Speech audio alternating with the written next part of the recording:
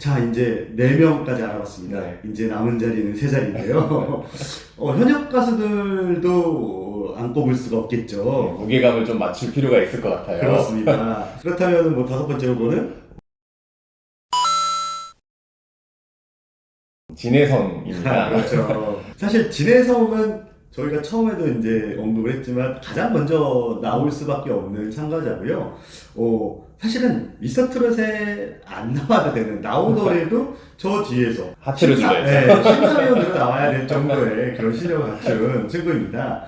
근데 회차가 거듭될수록 사실 도전 정신은 정말로 높게 사게 되더라고요. 진혜성은 몸치예요. 항상 서서만 불렀는데, 근데 팀미션에서 그 몸치를 이겨냈습니다. 마스터들도 다 알고 그럼요. 있더라고요. 제 몸친데. 그러면서. 그런데 이 적절하게 숨을 때 숨고 나타날 때 나타나서 그 팀 안에 녹아드는 모습을 보여줬고요. 팀 미션을 통해서 강렬한 이미지를 또 보여줬어요. 그렇죠. 네, 데스매치에서는 이제 재하랑 붙게 되는데요. 네. 어제의 동료가 이제 오늘 또 적이 적으로, 되고, 네. 또 이 두 사람은 또 특별한 관계죠. KBS에서 네. 같이 했었죠. KBS 결승에서 네. 그 1위와 2위 금메달과 은메달을 두고 겨루던 사이입니다. 트롯 전국체전의 금메달, 은메달 출신입니다. 그쵸. 네. 이 결승에 이어서 다시 한번 더 중요한 자리에서 재화와 맞붙게 됐습니다. 맞습니다. 제 개인적으로는 사실 진혜성은 팀 미션만 넘으면 데스매치에서의 승리는 따는 당상이 아닐까라는 생각이 드는데요.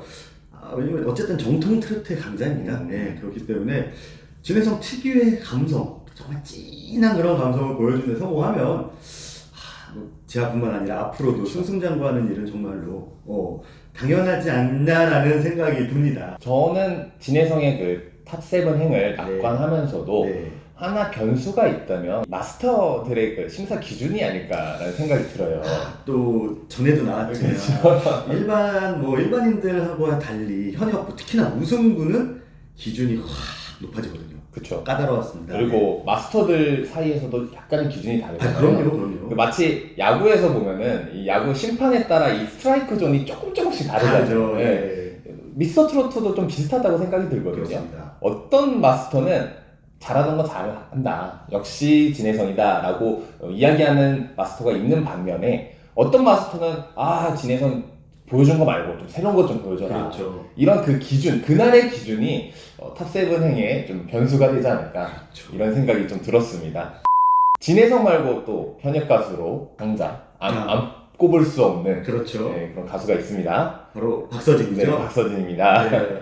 박서진도 저희가 탑7 후보로 선정을 해봤는데요. 박서진의 실력을 논하는 건 앞에서 진혜성만큼이나 사실 무의미합니다. 대신에 이 박서진의 탑7 행을 예상하는 이유 중에 하나는 그의 탄탄한 팬층 때문입니다. 네, 그렇죠. 네, 현재 진행 중인 그 시청자 투표에서도 1위를 달리고 있어요. 거의 압도적으로 좀 이렇게 달리고 있는데요. 네. 심지어 그 두 번의 투표 모두 박서진의 팀 무대는 공개가 되지 않았습니다. 네. 공개가 되기 전에도 이미 투표에서는 많은 득표를 얻었습니다. 그렇기 때문에 사실은 득표를 많이 할수록 최종 탑7에 올라가는 게 사실은 다가가기 쉬운 구조이기 때문에 아마 지금의 박서진 팬들은 초고마마도 같이 박서진을 밀어주고 있습니다. 그래서 아마 조심스럽게 탑7으로 좀 예상을 합니다. 물론 여기서 당연히 전제돼야 될 거, 박서진이 무대에서 실수하면 안 된다는 거죠. 그렇죠. 여기 실수만 네. 조심하면 되죠. 팀미션에서 데디부가 실수 한 방에 오라트가 안 나오면서 그렇죠.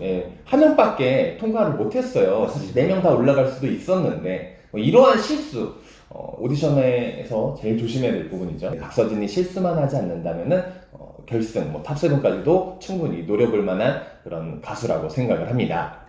네, 마지막으로 히든카드 한 명 얘기 안 할 수가 없습니다. 바로 직장부의 김용필 참가자입니다. 팀미션에서는 조금 어려울 수도 있는 그 재즈 트로트라는 장르를 골라서 좀 새로운 시도를 했는데, 안정적인 고음 그리고 고급스러운 화음이 돋보이는 그런 무대를 만들었습니다.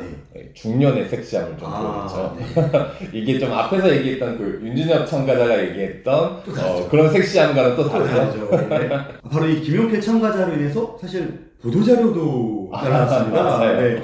기존에 이제 방송에서는 이제 TV조선에서 하는데 MBN 출신의 방송 그 아나운서가 와서 했다 이런 내용들이 있는데 MBN 측에서 보도자료를 보냈죠. 김용필 참가자는 MBN이 아닌 매일 방송에서 하는 매일 TV에서 하는 MBN 계열사긴 하지만 매경 계열사의 그쪽에서 하는 아나운서고 우리 MBN과는 관련이 없다라는 이게 사실 김용필 참가자의 인기와 실력을 방증하는 게 아닌가요? 그렇죠. 네. 굉장히 이례적인 일이었어요. 그럼요. 이렇게까지 하진 않는데 대부분 이게 이 정도로 나왔다는 거는 그만큼 김용필 참가자가 잘한다. 네, 사람들이 많이 눈여겨보고 있다. 많이 회자되고 있다. 김용필 참가자도 굉장히 새로운 매력을 보여주고 있습니다. 그렇죠. 기존에 없었던 그런 중년의 중후함, 저희가 얘기했던 그 중년의 어른 섹시 네. 그런 점들 보여주고 있는데 앞으로 데스매치랑 그 이후 본선 3차까지 통과하면서 높은 성적 바라볼 수 있지 않을까 한번 예상해서 저희가 선정해봤습니다. 맞습니다. 이렇게 비즈엔터 선정 미스터트롯2 탑7을 한번 발표해봤습니다. 지금까지는 사실 저희들의 예상이고요. 꼭 이렇게 된다는 것은 아닙니다. 어떤 참가자는 사실 모두를 놀라게 할 수 있는 정말 단 한 방의 무대, 한 판이 남아있기 때문에 또 그게 사실은 오디션의 묘미입니다. 그렇죠. 임영웅만 해도 제 기억으로는 그 본선 3차 에이스전에서 어느 60대 노부부 이야기 부르면서 한 방에 그냥 빵. 사실 송가인 같은 경우는 미션에서 탈락을 진 적이 있었습니다. 예. 그리고 사실은 마스터들이 다시 한번 기회를 줘서 올라간 케이스이기 때문에 사실은 이게 아직 뭐 정확한 것도 없고 뭐 나온 건 아니지만 그러나 지금까지만 나온 걸 바탕으로 사실 많은 분들이 좀 생각하는 것들을 좀 조합해봤습니다. 비록 저희가 언급하진 않았지만 실력을 갖춘 참가자들이 너무나도 많습니다. 그렇기 때문에 한 90%의 확률로 이 탑7은 틀릴 수 있다. 이걸 보신 구독자 여러분들의 생각도 참 궁금합니다. 그렇죠. 여러분들이 예상하시는 미스터트롯2 탑7은 누구인지 여러분들 댓글을 통해서 한번 의견을 개진해 주시면 굉장히 재미있을 것 같습니다. 그렇죠. 사실 저희의 정답률도 좀 기대가 됩니다. 아까 말씀하신 90%의 확률로 안 될 확률이 있지만 뭐 탑7 중에 뭐 한 3, 4명 정도만 맞더라도 사실 큰 거 아닌가요? 네, 오늘은 여기까지 하겠습니다. 다음 시간에는 더 재밌는 내용으로 돌아오도록 하겠습니다. 감사합니다.